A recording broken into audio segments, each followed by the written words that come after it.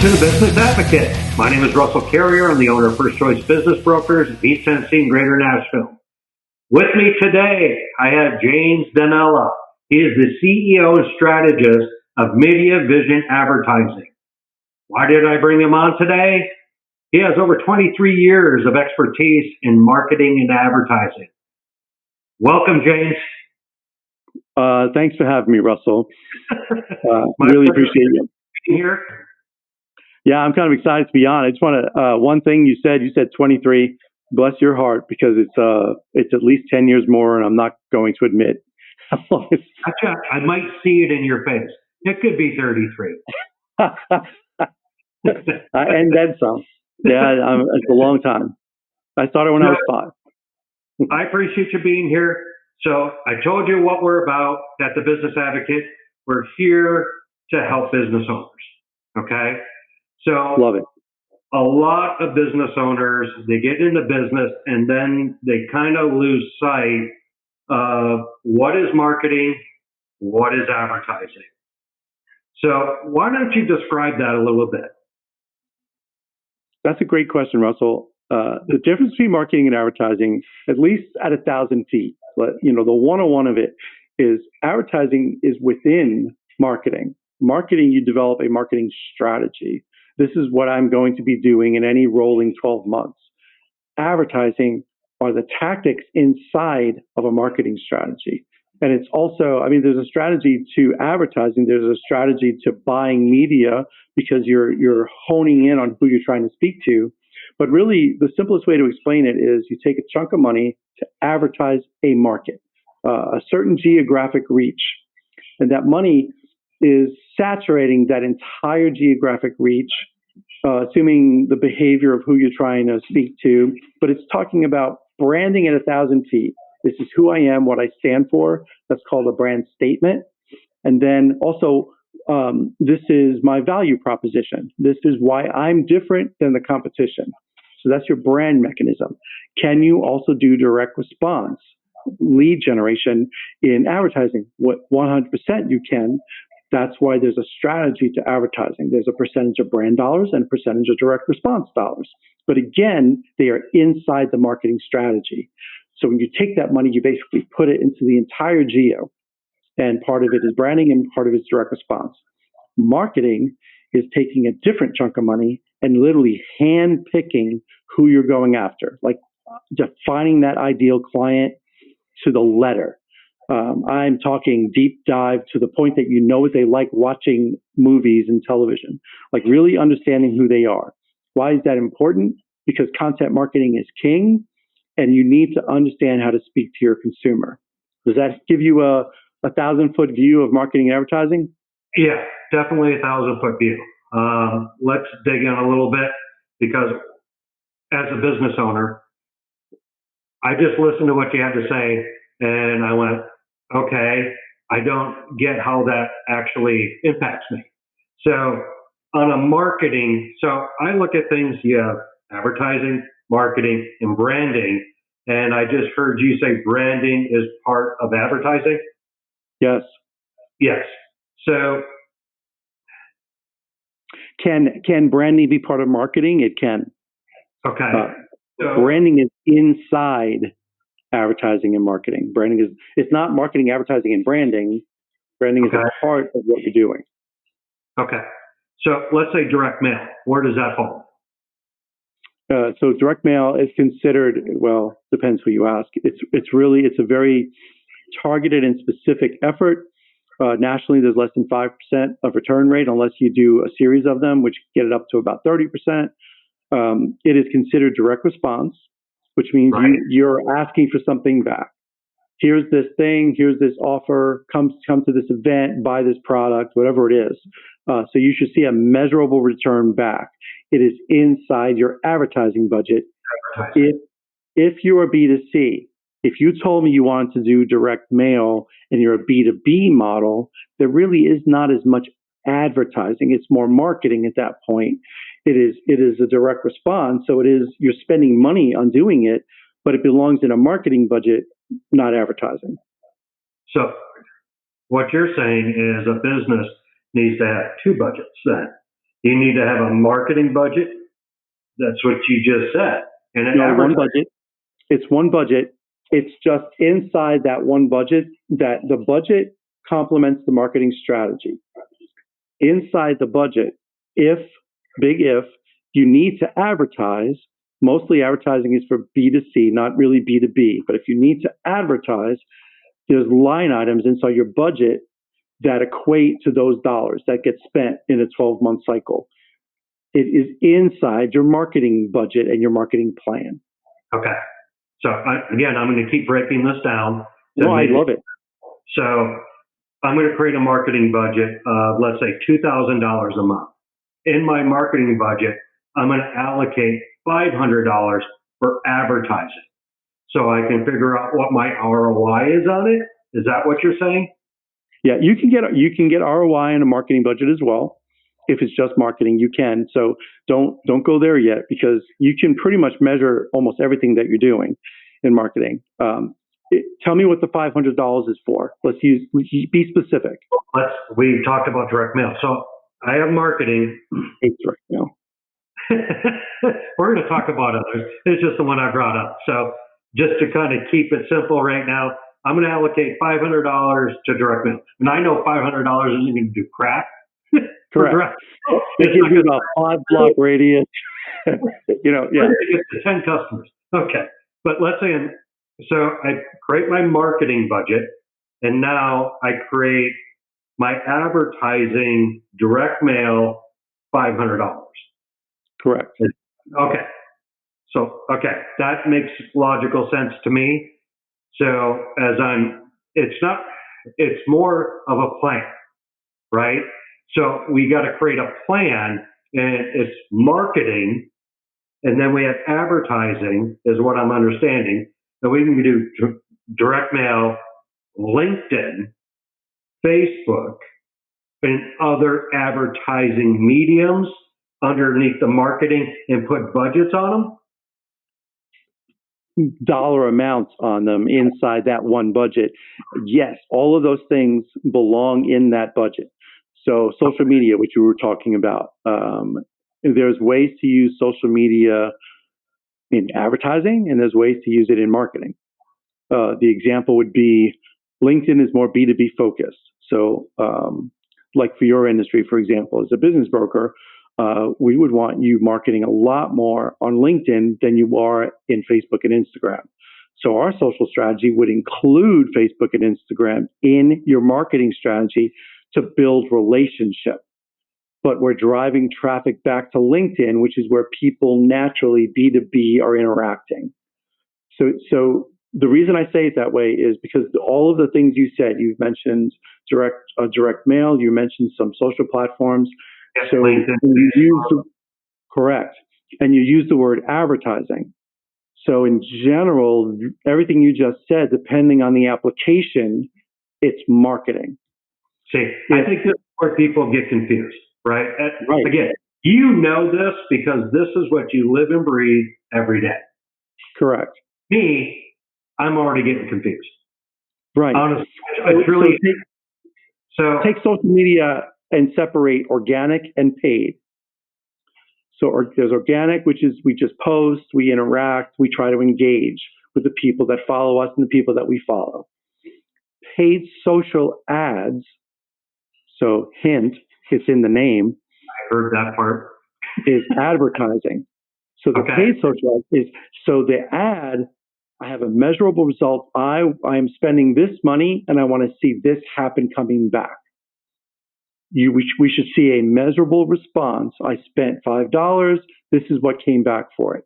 Organically, what the organic portion is doing is building brand presence. It's creating engagement. There's other variations. If there's an influencer model involved, it could be positioning that person to exponentially increase their audience. There's multiple ways that organic is used, but organic is more marketing, where paid social is advertising. Make sense? It's making more sense. So each tool, each marketing tool has a purpose. Every single thing it should have a purpose. So if you tell me I want to put a name on this pen, and Right. I'm going to ask you, what outcome are you seeking? Well, everybody, they're going to hand it out to everybody, and my brand's going to be everywhere. I'm going to say that is probably not the best use of our money. Not Pens are great. You're a business, you want to use pens. Right. Yeah, certain industries, pens are. Everybody has their pens out with their name on it. You go to any realtor, they have their pens. So everybody's doing that, right? So that's more branding, right? Yeah. You want everybody to see that pen with your name, your logo. So we're going to jump around a little bit. Go ahead. Yeah, I see you want to say something. If you told me that as the client that I want that pen to have a direct response, I will tell you that is not the right tool to accomplish what you want to try. So there has to be an advertising mechanism that we're using to get that direct response back. Okay. So give me 3 advertising tools or mechanisms that would get that response back. Okay. The easiest and the oldest and longest is television. Okay. So broadcast television, that's an advertising mechanism. So the television has evolved over the years, which now what has become probably even stronger than broadcast. And I know I'll probably take a hit offline because I say this out loud, especially for some of my media reps. OTT, over the top, which is considered streaming video, the stuff you see on Hulu and Netflix and things, all the commercials you see there, or even Pandora, and those videos that pop up, that's considered over the top as a mechanism. And that is becoming standard practice because more of us are cutting the cables and we're streaming services. That it's the same thing. It's used tactically the same way. And depending on the scope of how large or how small, depending on the budget that the client has, is depending how it's utilized, but with the same outcome. It's branding. It creates that brand promise. It gives people, this is my differentiator, my value proposition. It says all that in an ad. That's one example. Another stereotypical example would be radio. Okay.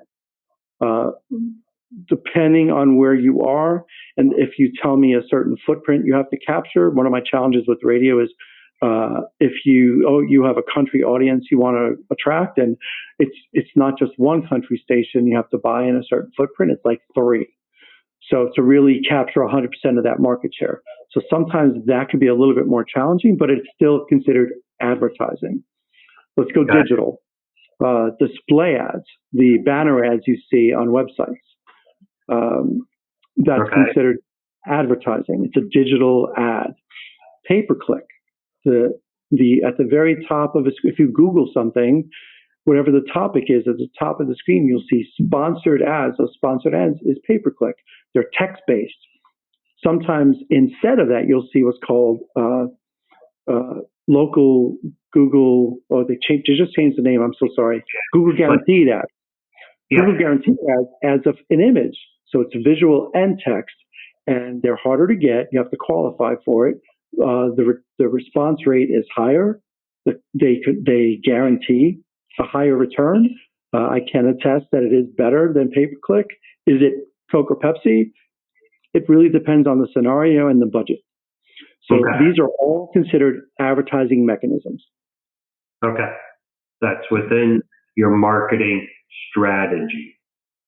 That's inside the marketing strategy that needs to be accountable inside that marketing budget, which goes along with that strategy. Okay. The things we just said are advertising tactics that go inside a marketing strategy. Yes. Okay. So I do a lot of networking, and I meet a lot of different types of businesses, and there are a lot of marketing people out there that are promoting a lot of point solutions. And I'm not saying they're good or bad. So let's just say LinkedIn. Okay. So there's a lot of people out there saying, hire me. I'm going to boost your LinkedIn. Okay. I'm going to get you connections and we're going to create automated responses so you can interact without being there. From your perspective, and again, I'm talking from a business owner, right? Is that a solution that I should be putting in my marketing or yes, my marketing strategy for, building my business to get my name out there, just to get some exposure?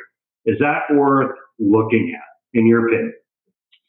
On the B2B side, LinkedIn needs to be a part of what you're doing.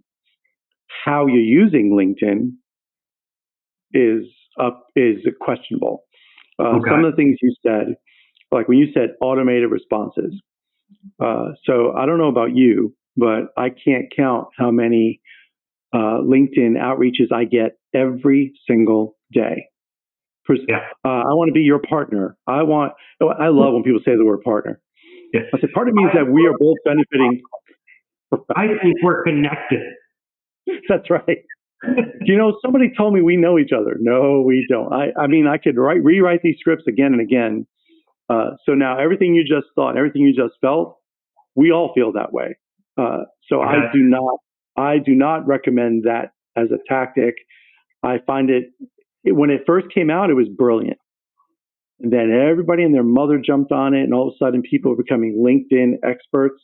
Love them. Anytime somebody has to tell me they're an expert, I get offended. Very much.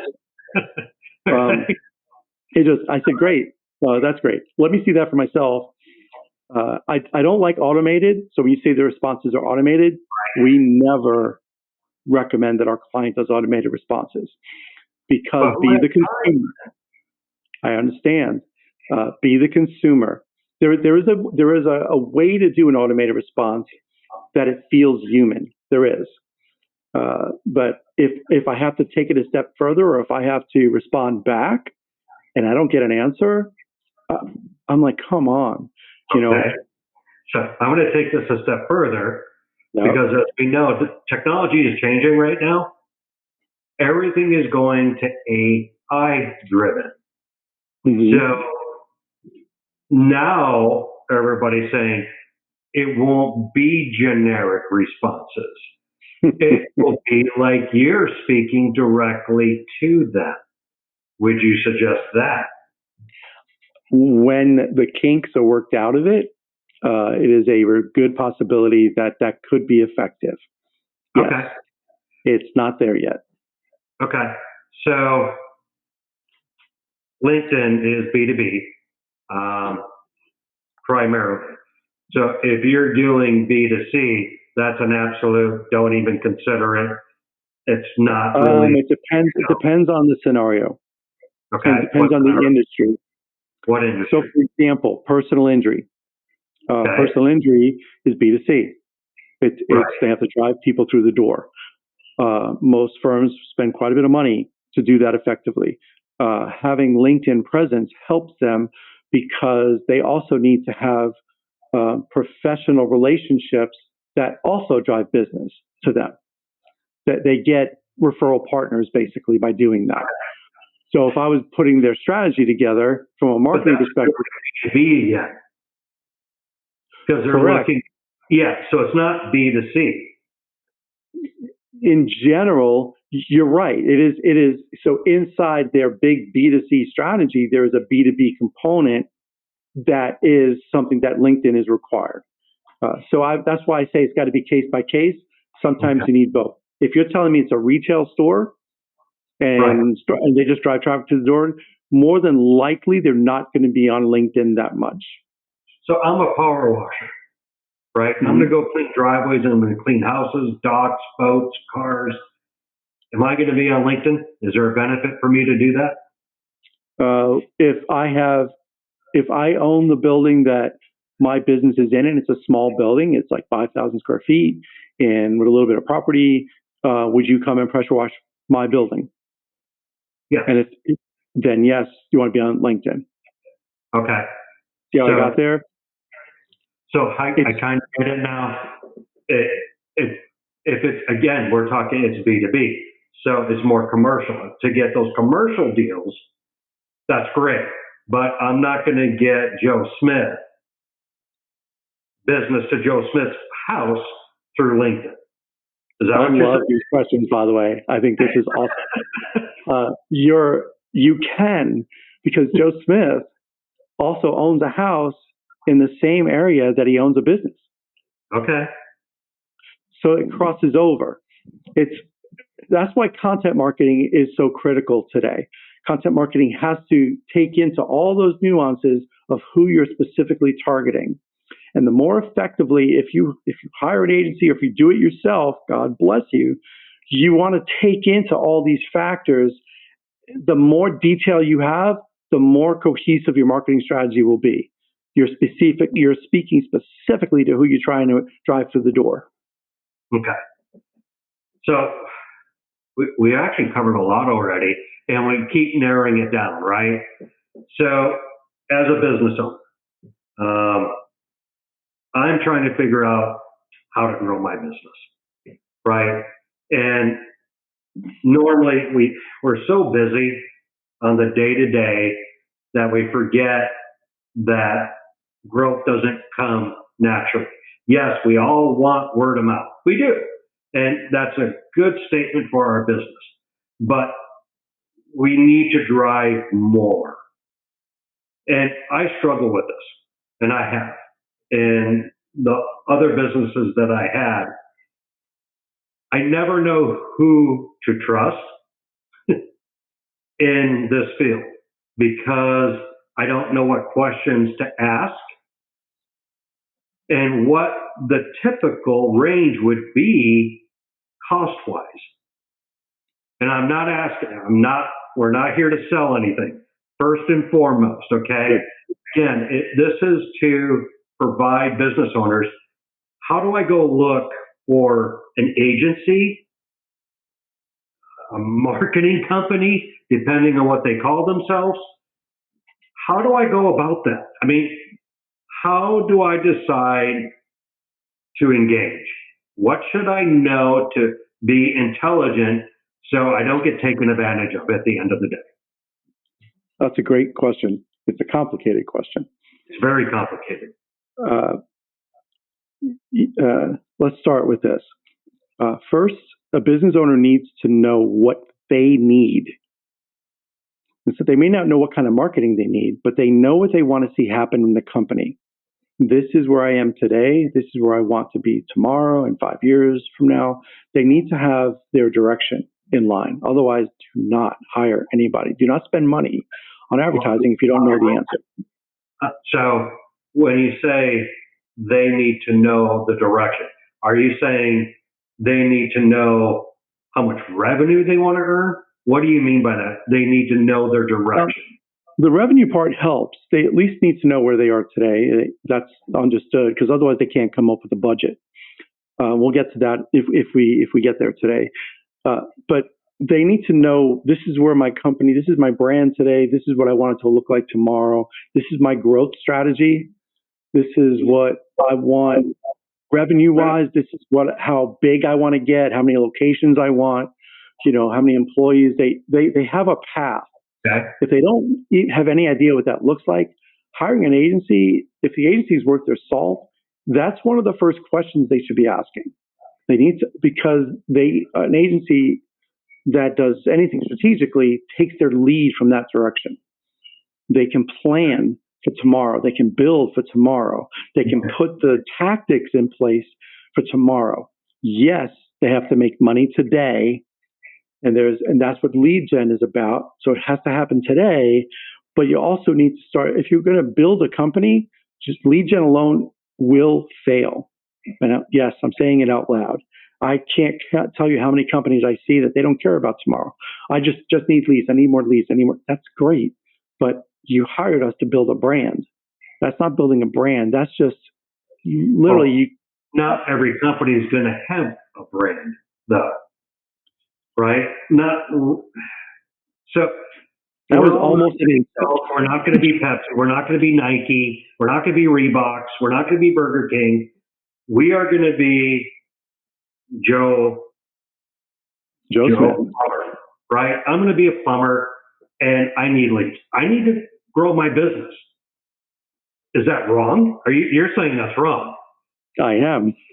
I'm saying that Joe the plumber can use the same principles of branding on a smaller scale and still exponentially grow that company, because the principles are the same.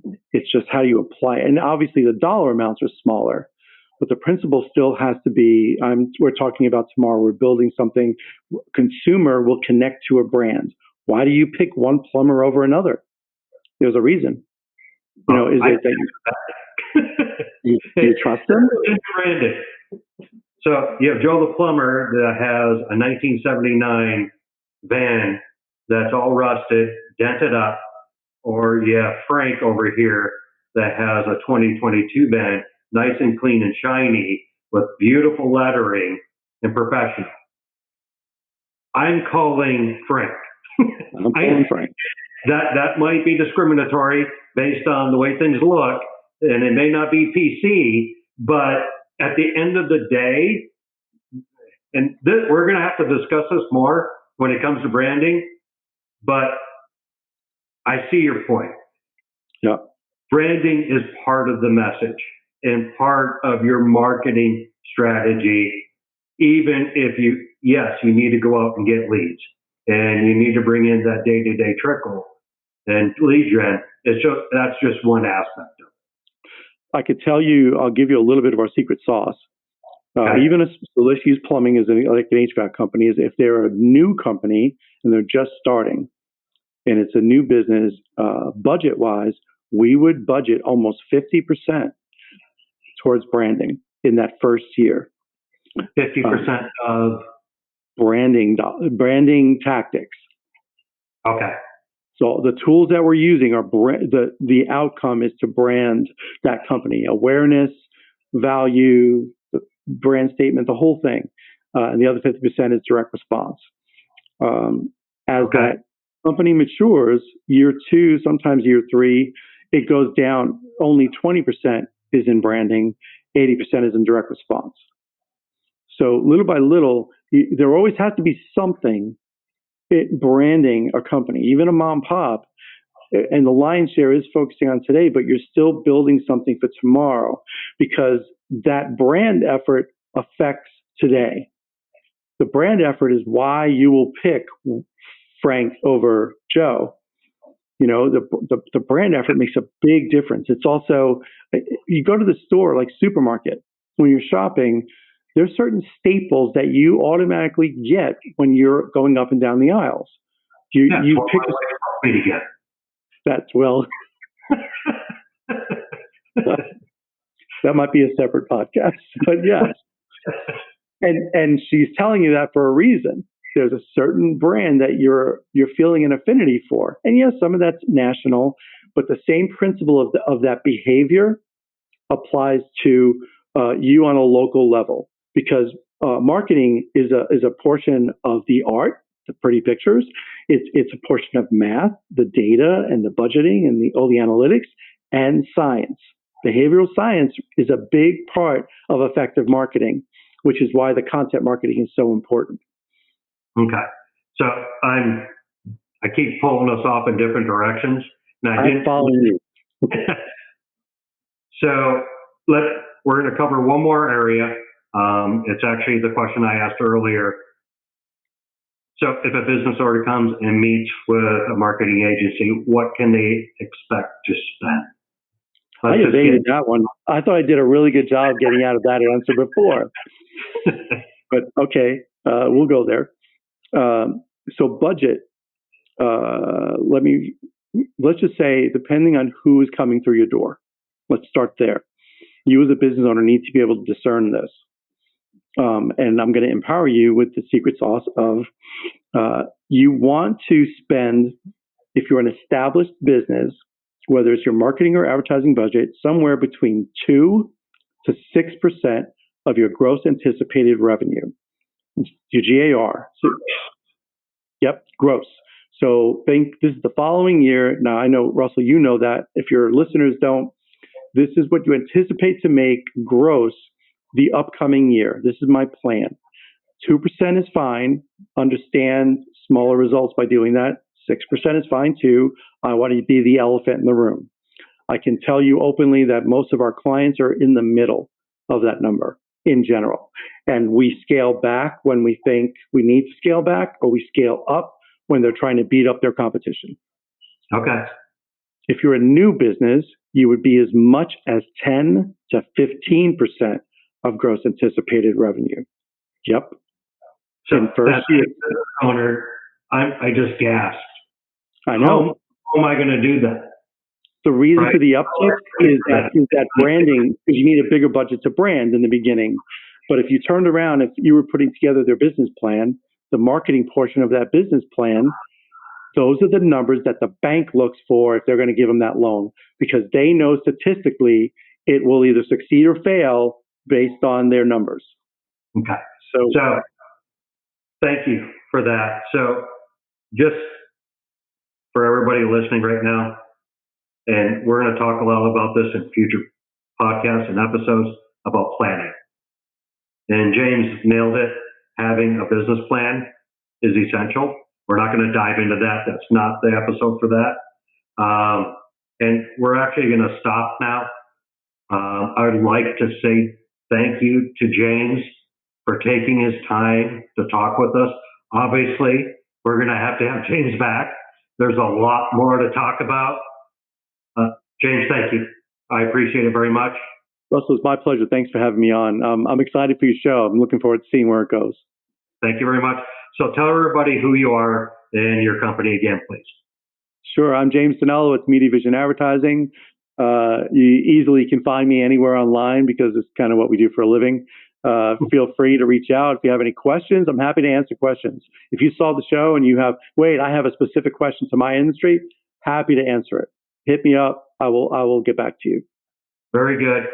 Thank you, everybody, for tuning in and listening and watching this episode. Please come back for more. This is for you, okay? Please comment if you did not get what you wanted out of this episode. We want this information for you, okay? Comment what you want to learn more of, okay? So thank you again. We appreciate it. This is the Business Advocate. We look forward to seeing you in a couple weeks.